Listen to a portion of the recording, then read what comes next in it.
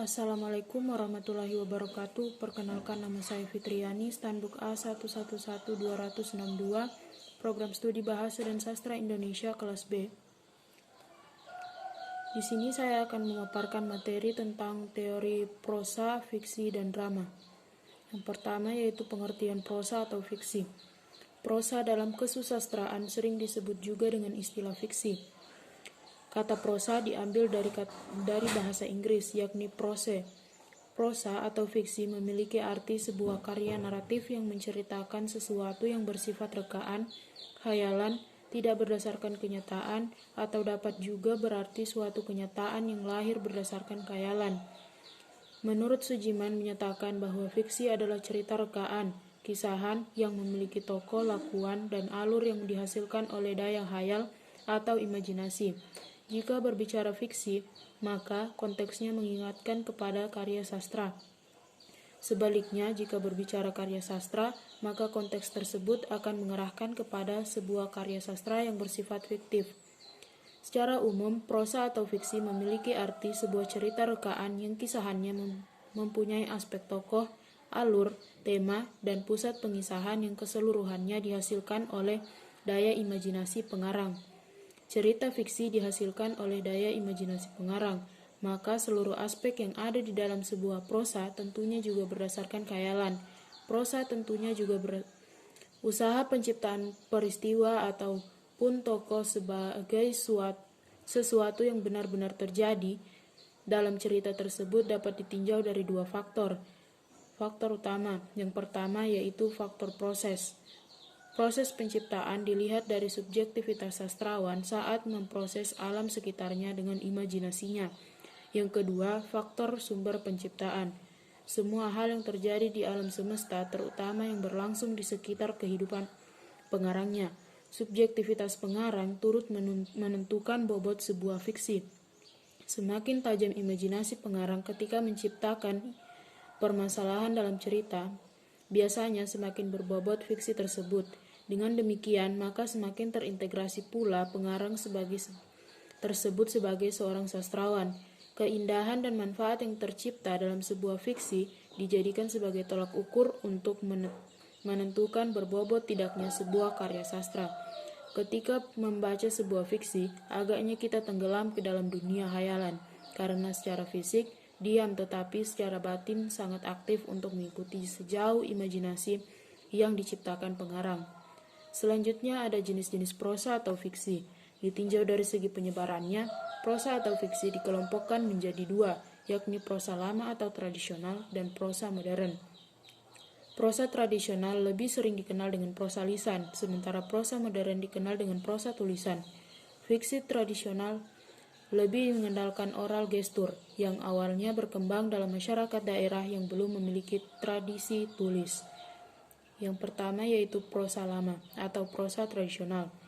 Untuk mengenal fiksi tradisional dapat dilihat ciri-ciri dari fiksi tersebut, yakni yang pertama, interpolasi, penambahan atau pengisian unsur-unsur baru pada bahan cerita. Yang kedua, varian, suatu versi yang mempunyai perbedaan pokok dengan versi cerita lainnya.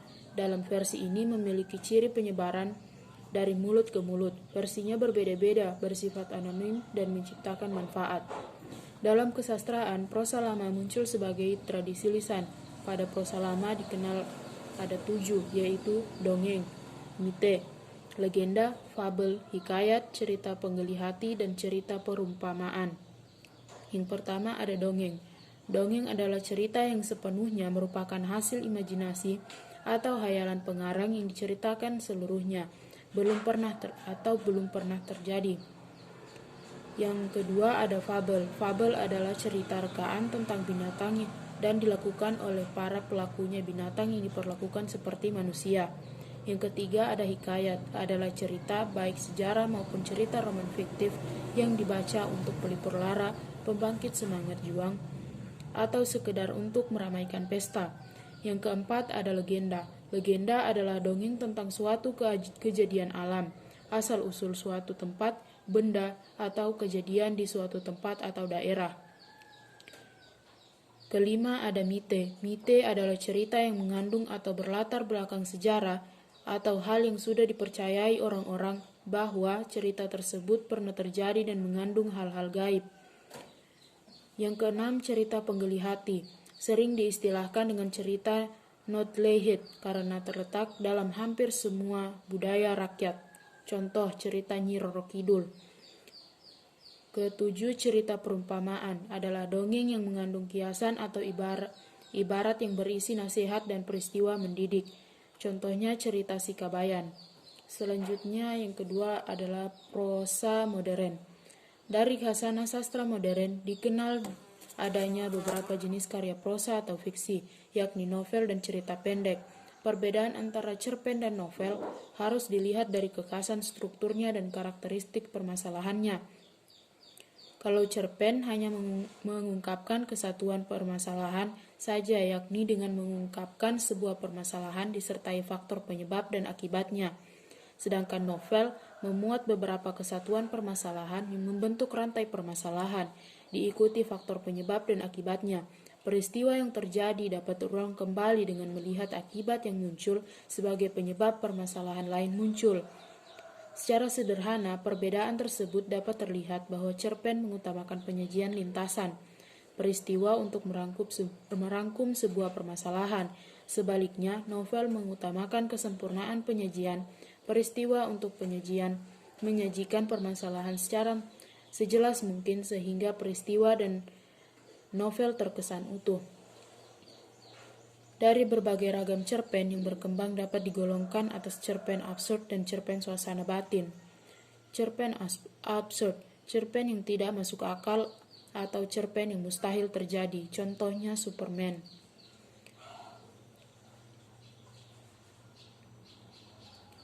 Di dalam cerpen absurd terbagi lagi. Yang pertama, cerpen suasana batin. Cerpen yang mampu membawa pembaca masuk ke dalam suasana batin, bahkan menyatu dan lebur ke dalam diri tokoh, seakan-akan kita menjadi tokoh tersebut. Yang kedua, cerita anak. Cerita yang ditulis untuk anak-anak sesuai dengan usianya. Bentuknya bisa serial atau cerita bergambar. Yang ketiga, cerita keajaiban, yakni cerita sihir dan peri gaib yang biasanya melibatkan unsur percintaan dan petualangan. Yang keempat, cerita fantasi, menggambarkan dunia yang tidak nyata, menceritakan hal-hal aneh, menggambarkan suasana yang asing dan peristiwa yang sukar terjadi dan sukar diterima akal. Yang kelima, cerita fiksi ilmu pengetahuan, cerita dengan unsur fantasi yang didasarkan pada hipotesis tentang ramalan yang masuk akal berdasarkan pengetahuan, teori, dan spekulasi ilmiah. Selanjutnya, ragam fiksi modern yakni novel. Novel Indonesia terbagi atas dua novel yang terintegrasi dan yang tidak terintegrasi. Novel terintegrasi adalah novel yang menyajikan struktur yang mendukung sistem sosial ekonomi yang ada. Sedangkan novel tak terintegrasi adalah novel yang tidak mendukung sistem sosial ekonomi. Yang pertama ada novel terintegrasi. Novel terintegrasi berasal dari anggapan bahwa karya sastra berisi ajaran yang baik, secara langsung maupun tak langsung mendukung sistem sosial ekonomi. Novel yang terintegrasi dapat dibedakan menjadi dua. Yang pertama, novel yang menggunakan tradisi atau budaya lokal sebagai alat untuk penyesuaian dengan sistem yang ada. Yang kedua, novel yang menggunakan agama untuk tujuan pendukung sistem dan struktur tersebut.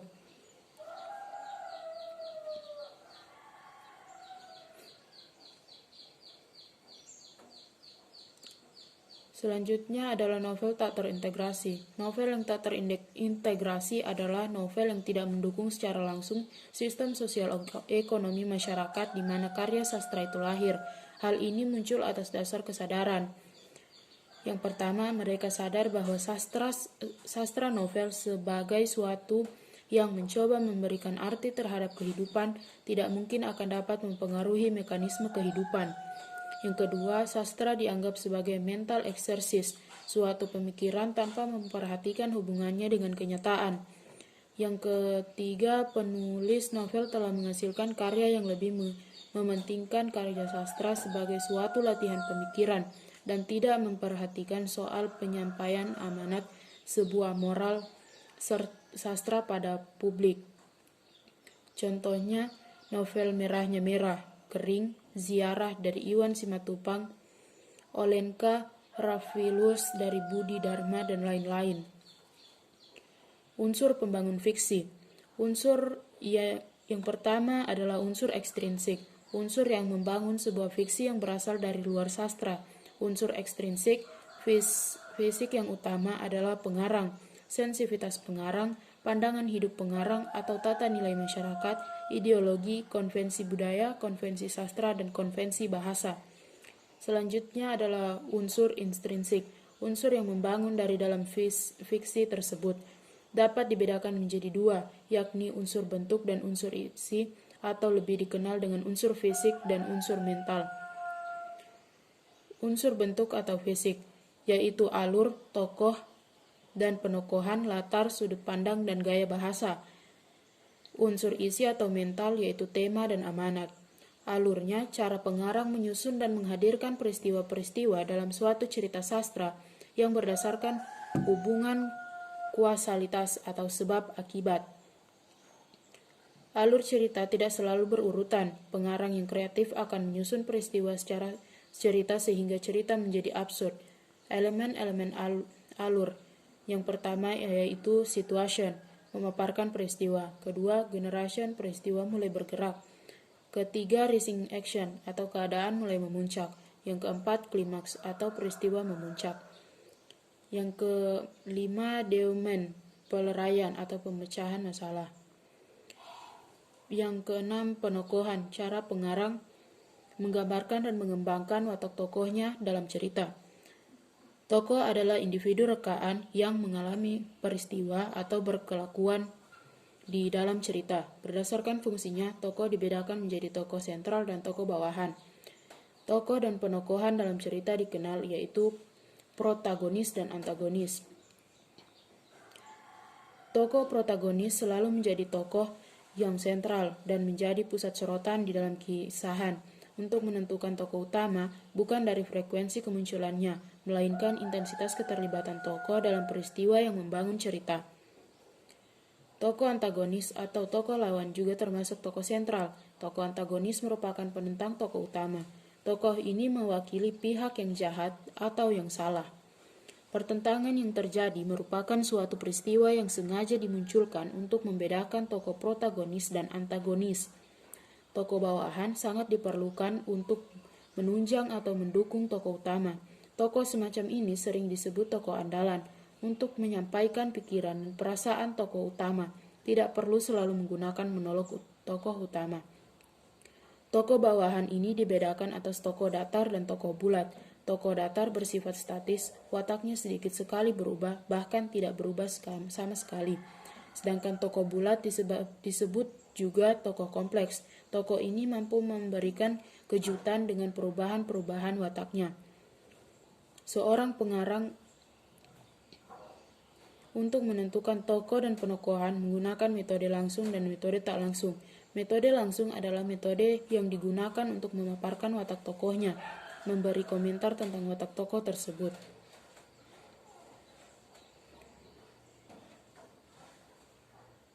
Selanjutnya yaitu drama. Drama adalah karya sastra yang mengungkapkan cerita melalui dialog-dialog para tokohnya. Drama dapat dikelompokkan atas dua jenis, yaitu drama prosa atau dialog drama yang menggunakan bahasa prosa. Yang kedua, drama puisi. Dialog drama yang menggunakan bahasa puisi dan biasanya lebih menonjol bunyi dan irama bahasanya. Secara etimologis, kata drama berasal dari bahasa Yunani. Asal katanya dramoi, artinya menirukan perbuatan yang menggunakan gerak. Menurut kamus, drama adalah suatu karangan dalam bentuk prosa atau fiksi yang disajikan dalam dialog atau pantomim. Drama suatu cerita yang mengandung konflik tokoh yang dipentaskan. Pengertian drama dari segi sastra. Suatu naskah individu yang bernilai sastra dan bersifat script-oriented atau berorientasi pada bacaan atau naskah. Pengertian drama dari segi teater atau pementasan. Suatu cerita atau kisah kehidupan manusia yang disusun untuk dipertunjukkan oleh para pelaku melalui perbuatan di atas pentas dan ditonton oleh publik atau penonton dan bersifat actor-oriented atau berorientasi pada pelaku. Unsur-unsur yang membangun drama. Sebagai suatu karya literir, drama mempunyai unsur pembangun, yakni yang pertama premis, tema atau ide sebuah cerita yang menjadi masalah yang dibicarakan dalam naskah drama. Yang kedua plot atau alur, sinambung peristiwa berdasarkan hubungan sebab akibat atau kausalitas dalam sebuah naskah drama. Yang ketiga perwatakan, bagaimana tokoh cerita menentukan watak peristiwa yang digambarkan dalam sebuah naskah drama. Keempat, dialog, cipta sastra yang disajikan dalam bentuk percakapan antar dua tokoh atau lebih. Sebagai karya non-literir, drama mempunyai unsur pembangun sebagai berikut. Perlengkapan segala sesuatu yang diperlukan untuk pementasan drama. Pementasan drama memerlukan pertama, dekorasi atau penataan tempat pertunjukan pentas guna menimbulkan suatu atau setting cerita drama. Kedua, tata busana, penataan pakaian para pelaku guna membawakan perannya dalam pentas drama. Ketiga, tata rias, penataan wajah pemain atau lakon untuk mempertengah karakter lakon yang diperankan dalam pentas drama. Keempat, tata lampu, pengaturan cahaya untuk memberikan tambahan suasana dalam membuat adegan drama. Kelima, tata musik, pengaturan ilustrasi musik guna menimbulkan suatu cerita drama, suasana cerita drama. Keenam, aktor, masing-masing buatan pengarang yang memerankan watak dalam naskah drama. Ketujuh, tempat pertunjukan atau pentas. Tempat pertunjukan atau pentas drama terdiri beberapa bagian, yaitu yang pertama auditorium, tempat penonton menyaksikan pertunjukan drama.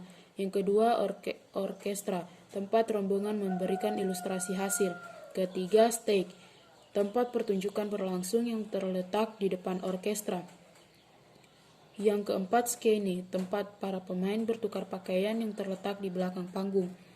Yang kelima proscenium, bagian depan lagi dari stage. Drama mempunyai dua dimensi, yakni drama sebagai seni pentas dan drama sebagai seni sastra. Prosedur pembelajaran drama sebagai seni sastra. Yang pertama, pelacakan, pendahuluan, penentuan, sikap, praktis, introduksi, penyajian, diksi, dan pengukuhan. Sedangkan proses pementasan drama yaitu pengantar, pemilihan naskah, penentuan pemain, latihan dasar drama meliputi latihan gerak, latihan suara, dan latihan akting. Dan yang terakhir pementasan dan evaluasi. Selanjutnya penonton. Penonton merupakan unsur yang turut menentukan pementasan drama. Drama tidak akan berarti apa-apa bila tidak disaksikan oleh penonton. Sekian dari saya, itulah pemaparan materi soal teori prosa, fiksi, dan drama. Lebih dan kurangnya saya mohon maaf. Wabillahi taufiq wal hidayah. Wassalamualaikum warahmatullahi wabarakatuh.